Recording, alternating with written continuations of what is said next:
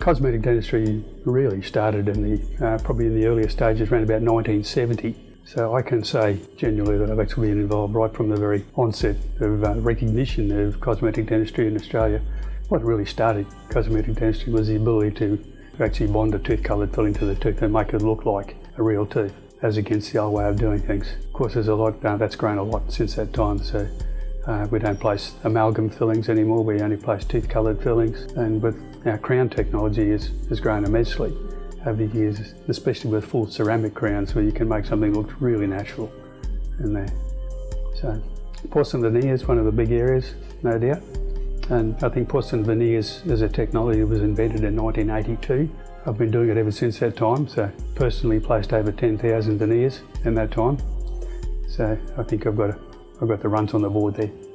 So that's always been fun. And it used to be something that was regarded as only the celebrities that had cosmetic treatment done, or porcelain veneers in particular. Nowadays it's regarded as pretty normal, so the things we can do, there's not too many situations with teeth that don't look too good that you can't improve with porcelain veneers. Porcelain veneers are great for tooth whitening, for lengthening worn teeth, closing gaps between the teeth if there's a few spaces, uncrowding teeth that look crowded, covering up old discoloured fillings. There's a lot of things that can be done with porcelain veneers.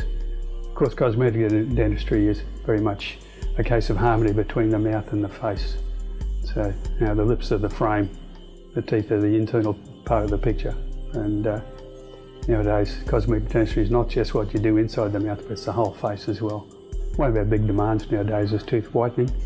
Again, it used to be one of these things that wasn't highly in demand. We look back 30, 35 years, but now it's been long proven technology, safe for the teeth, very few side effects, some cases some mild sensitivity of the teeth for a period of time, but otherwise it's probably our biggest demand in dentistry nowadays is tooth whitening.